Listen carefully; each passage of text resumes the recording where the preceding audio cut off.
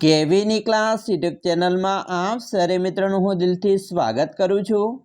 આજે વિદ્યાર્થી મિત્રો વાત કરવાના છીએ ધોરણ 11માં આપણી પ્રથમ વાર્ષિક પરીક્ષા ઓક્ટોબર માસમાં જે લેવામાં આવનાર છે તેમાં ભૂગોળ વિષયની નવી બ્લુપ્રિન્ટ જે આવી છે તેનું આપણે સચોટ સાચી અને સંપૂર્ણ માહિતી આ વિડીયોમાં જોવાના છીએ।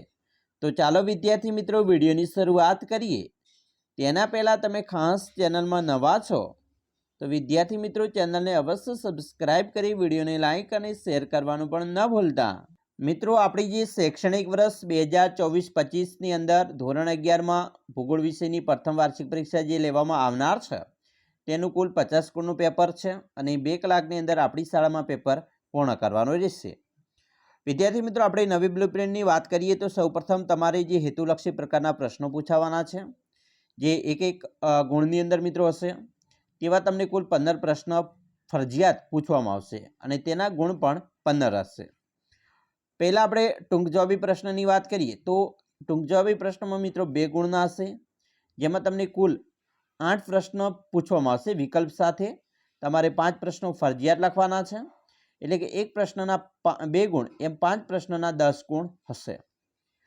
ટૂંકી જવાબી પ્રશ્નો જે 3 ગુણની અંદર મિત્રો એક પ્રશ્ન હશે તેમાં 8 પ્રશ્ન પૂછાશે અને તેના પણ 5 પ્રશ્નો ફરજિયાત લખવાના છે જેના કુલ ગુણ 15 હશે।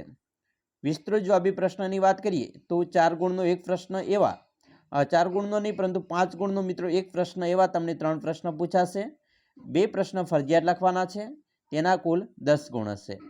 આમ આપણા મિત્રો કુલ 27 પ્રશ્નો ફરજિયાત લખવાના છે અને તેના 50 ગુણ રહેશે।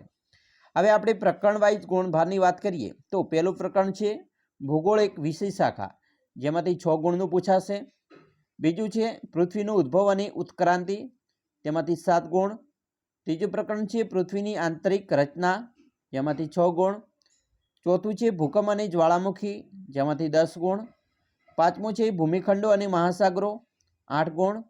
છઠ્ઠું પ્રકરણ છે ખડકો ખનિજો અને જમીન 8 ગુણ અને 15મું પ્રકરણ છે નકશા અર્થ અને પ્રકાર 5 ગુણ। આમ કુલ 50 ગુણનું આપણું પેપર રહેશે। મિત્રો અહીંયા જે વધુ માર્ક્સ આપેલા છે જેમ કે ભૂકંપ અને જ્વાળામુખી છે, પછી ભૂમિખંડો અને મહાસાગરો, ખડકો ખનિજો અને જમીન, તો આ પ્રશ્નો આ પાઠ છે એ ત્રણેય પાઠમાંથી આપણે મોટા પ્રશ્નોની તૈયારી રાખવાની છે, બરાબર। મોટા પ્રશ્નની ખાસ તેમાંથી તૈયારી કરવાની છે। હવે આપણા પ્રશ્નપત્રનું માળખું કેવું હશે તો મિત્રો પ્રશ્નપત્રનું માળખું વિભાગ વાઇઝ વાત કરીએ તો વિભાગ નંબર જે એ છે તેમાંથી તમને 10 ગુણનું પૂછાવાનું છે। કેવા પ્રકારના પ્રશ્નો પૂછાશે તો 1 થી 10 પ્રશ્નો હશે જે મિત્રો પ્રત્યેક પ્રશ્નના 1 ગુણ હશે અને તે વિકલ્પ આધારિત હશે। તમામ પ્રશ્નો તમારા વિકલ્પ આધારિત હશે એટલે કે 10 વિકલ્પો તમારા પૂછવાના છે એ અહીંયા ફાઇનલ થઈ જશે। વિભાગ બી ની વાત કરીશું તે મિત્રો વિભાગ બી 5 ગુણનો હશે। તેમાં મિત્રો 11 થી 15 પ્રશ્ન હશે અને એમાં પણ એક પ્રશ્નનો 1 ગુણ છે। તેમાં તમને એક વાક્ય કે જવાબ આપવાનો છે, એક વાક્યની અંદર જવાબ, જે મિત્રો તમારા કુલ 5 ગુણ હશે। અહીંયા વિકલ્પ મિત્રો 10 થઈ ગયા, 5 એક વાક્યના પ્રશ્નો એટલે 15 ગુણ તમારા અહીંયા ફાઇનલ થઈ ગયા। હવે આપણે વિભાગ સીની વાત કરીએ તો વિભાગ સીમાં મિત્રો 16 થી 23 સુધીના પ્રશ્નો પૂછાશે। 5 પ્રશ્નો આપણે લખવાના છે ફરજિયાત, પ્રત્યેક પ્રશ્નના 2 ગુણ છે। અહીંયા તમને 8 પ્રશ્નો પૂછાશે પરંતુ 5 પ્રશ્નો ફરજિયાત લખવાના છે, 3 છે અથવામાં હશે, તો આમ 10 ગુણનું તમારે વિભાગ સી રહેશે। વિભાગ ડી એ 15 ગુણનો રહેશે। તેમાં પણ મિત્રો 24 થી 31 સુધીના પ્રશ્નો હશે, 5 પ્રશ્નો ફરજિયાત લખવાના છે, તમને કુલ 8 પ્રશ્નો આપવામાં આવશે, બરાબર, અને પ્રત્યેક પ્રશ્નના 3 ગુણ છે। વાર્ષિક પરીક્ષાના નમૂનાના પ્રશ્નપત્રમાં પૂછેલ કેસ સ્ટડી આધારિત પ્રશ્ન મુજબ એક પ્રશ્ન કેસ સ્ટડીનો પૂછવો, જે આપણે મિત્રો વાર્ષિક પરીક્ષાનું પ્રશ્નપત્ર નીચે છે એ જોવાના છે અને કેસ સ્ટડી કેવી રીતે પૂછાશે એ પણ એની માહિતી મેળવી લઈશું એટલે તમારો અહીંયા પ્રશ્ન પણ સોલ્વ થઈ જશે। વિભાગ ઈની વાત કરીએ તો વિભાગ ઈ 10 ગુણનો હશે જેમાં 32 થી 34 સુધીના પ્રશ્નો હશે। આગળ વાત કરી તેમ કુલ 3 પ્રશ્નો હશે પરંતુ 2 પ્રશ્નો તમારે ફરજિયાત લખવાના છે અને તેના એક પ્રશ્નના 5 ગુણ છે। વાર્ષિક પરીક્ષામાં મિત્રો નમૂના પ્રશ્નપત્રમાં પૂછેલ જે કેસ સ્ટડી આધારિત પ્રશ્ન છે એ પણ એક કેસ સ્ટડી આધારિત પ્રશ્ન પૂછવાનો છે, એ આપણે નીચે વાર્ષિક પરીક્ષાના પ્રશ્નપત્રની વાત કરીશું તેમાં જોઈ લઈશું।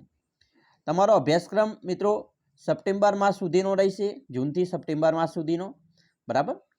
ચાલો હવે આપણે આગળ વાત કરીશું તમારા વાર્ષિક પરીક્ષાનું પ્રશ્નપત્ર છે એ મુજબ તમારું પ્રશ્નપત્ર રહેવાનું છે, એટલે આપણે ડાયરેક્ટ પ્રશ્નપત્ર ઉપર જઈએ. ચાલો, હવે અહીંયા પ્રશ્ન વિભાગ નંબર 1 છે, એમાં તમારે કુલ 10 વિકલ્પો પૂછાવાના છે. કેવા વિકલ્પો હશે? તો અહીંયા તમને જે વિકલ્પો આપેલા છે તેવી રીતે તમારે 10 ગુણના વિકલ્પો રહેશે. બરાબર, તો ખાસ 10 ગુણના વિકલ્પ તૈયાર કરવા. હવે એના પછી વિભાગ બી છે, તો વિભાગ બીમાં તમારે એક એક વાક્યમાં પ્રશ્નોના જવાબ આપવાના છે.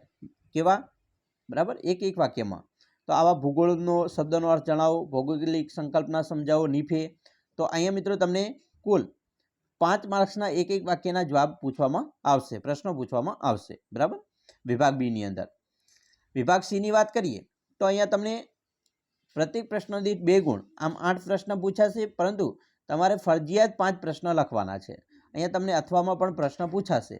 અથવામાં મિત્રો અહીંયા તમને આપી જ દેવામાં આવશે કે ભાઈ તમારે આટલા પ્રશ્ન આપેલા છે 8, એમાંથી તમને ગમતા કોઈ પણ 5 પ્રશ્ન લખો. વિભાગ ડીની વાત કરીએ તો વિભાગ ડીમાં પણ મિત્રો તમને કુલ 8 પ્રશ્ન પૂછાશે, તેમાંથી ફરજિયાત તમારે 5 પ્રશ્નો લખવાના છે. બરાબર, હવે કેસ સ્ટડીના આધારિત પ્રશ્નની આપણે જેમ આગળ વાત કરતા હતા, તો અહીંયા કેસ સ્ટડી આધારિત પ્રશ્ન જુઓ તમે. 41મો પ્રશ્ન છે કે નીચેના ફકરો વાંચી સાથે આપેલા પ્રશ્નોના જવાબ લખો. તો આવી રીતે તમારે એક ફકરો પૂછાશે. ફકરાની નીચે મિત્રો અહીંયા પ્રશ્ન આપેલા હશે. બરાબર, A, B, C, 3 પ્રશ્નો હશે. એ ઉપરના ફકરામાંથી શોધીને લખવાના છે. એવો તમારો એક પ્રશ્ન કેસ સ્ટડીનો રહેશે. તેવી રીતે વિભાગ ઈની વાત કરીએ તો અહીંયા પણ 3 પ્રશ્ન તમને પૂછાશે, તેમાંથી 2 પ્રશ્નો ફરજિયાત તમારે લખવાના છે, 10 ગુણના હશે મિત્રો.